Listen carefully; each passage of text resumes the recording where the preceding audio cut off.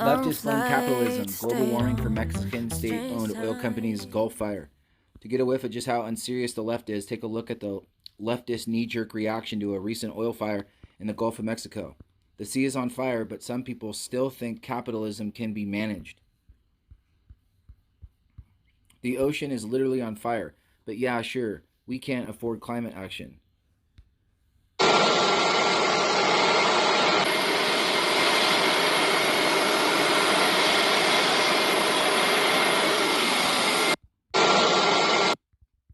Capitalism breeds innovation. The innovation, a literal portal to hell opening up in the Gulf. Ooh, it's mysterious.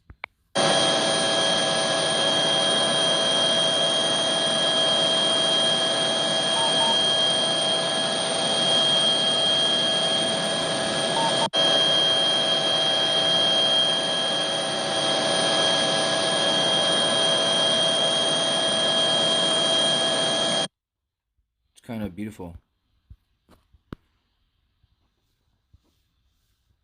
Wow. These tweets are stupidities because while the boiling gas fire at the bottom of the Gulf of Mexico is spectacular, it hasn't a single thing to do with either capitalism or global warming. It's the result of an accident from a poorly maintained pipeline owned by Pemex, the state oil company of Mexico. It's a 100% government owned entity.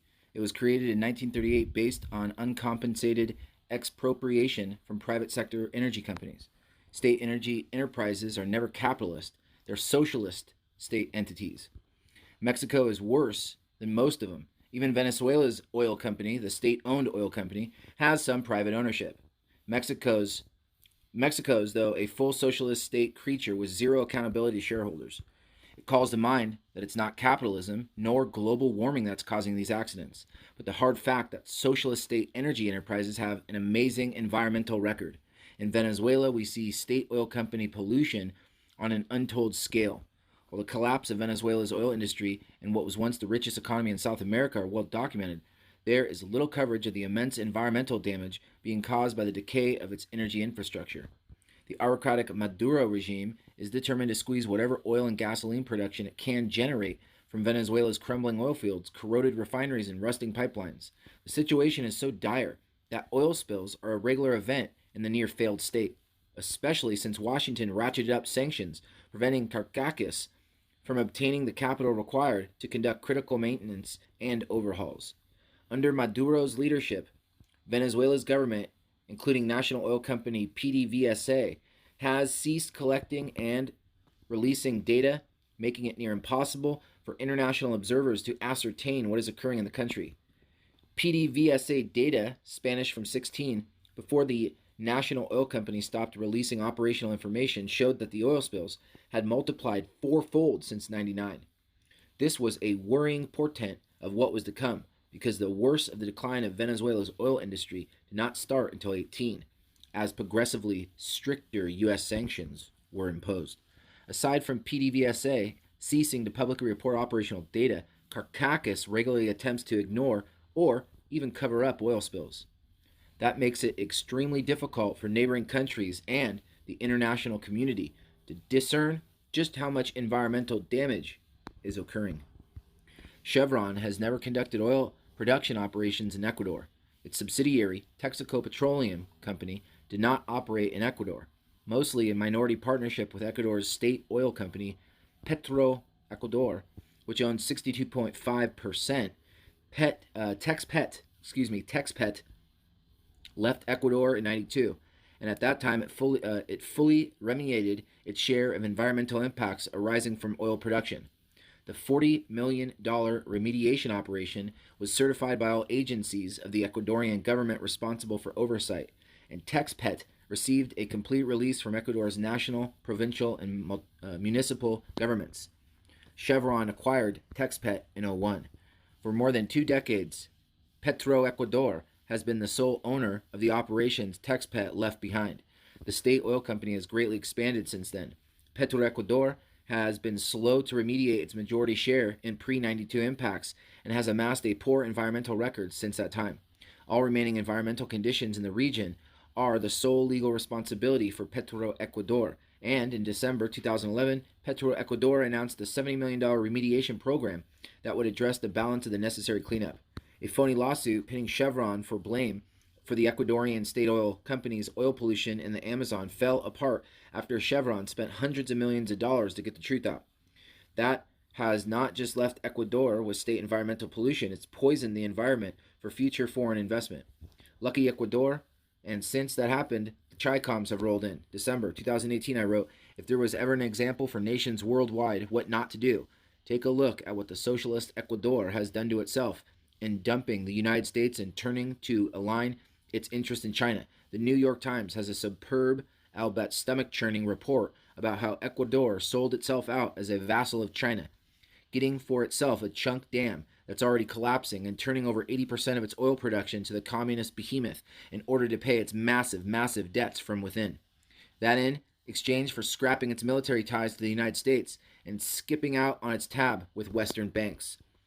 All that state capitalism and pollution too, yet somehow the West, with its capitalism and rule of law, put existing environmental standards that don't exist in the socialist state-owned third world, is now to blame. Similar cases of socialist state oil company mismanagement and the horrible consequences of it abound in Russia, China, Nigeria, Iran. The list is pretty amazing. Now we have this Mexican case, and Mexico's state oil company, Pemex, to its credit, has said it has since got the fire out. If anything, the fire amounts to an argument against state oil companies and the inevitable results of their activity, where profit is not the foremost concern, profit is not a thing, and making shareholders happy is not an issue. These state enterprises just serve as a cash cow for socialist governments that have so impoverished their people they've lost their tax base. Now, if there's any argument at all about global warming, it's this: and that countries like Mexico and China need to be held to the same standards as every other nation signed on to the Paris Accord. That, of course, is not happening. So this garbage goes on, useful to the left for pointing fingers at capitalism and global warming, and in reality, the West. That brings us back to these leftists with their dishonest narratives about capitalism and global warming. Two of the idiots who posted these statements are leftist politicians who have a big thirst for attaining more power for the state and for themselves. And now, before any facts are in, they're assuming that voters are idiots too, and will buy hook, line, and sinker the notion that capitalism and global warming are to blame for the Gulf fire. According to these tweets, it doesn't seem to be working. Voters seem to be onto them and their ignorant, cynical game. Twitchy has curated some choice tweets educating these charlatans about the nature of the beast too. It just goes to show that they'll use a condemnation of capitalism or claim to global warming to blame anything, no matter what disaster went down on the West. It's like a knee reflex. Choice tweets. Google is your friend. Noted socialists attempt to blame capitalism for ruptured pipeline and fire in the Gulf is all a fail. The sea's on fire, but some people still think capitalism can be managed. Google is your friend.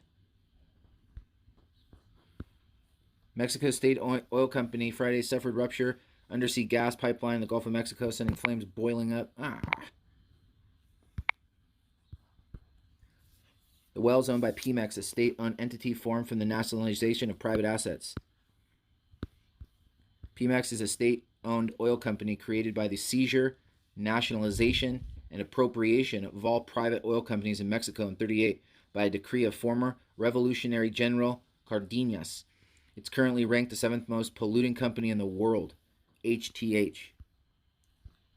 Pemex is a state-owned company, a government-run monopoly. Pemex is a state-owned. It's literally socialism. Pemex is socialism. Pemex has been a state-owned nationalized company since the 30s. It's literally an example of the state seizing the means of production from capitalism. This is a good point. There were literally no industrial disasters under communism. Right? Oh wait, maybe there were some. Because as we are all aware, industrial disasters never happens under communism. The sea is on fire, but some people still think capitalism can be managed.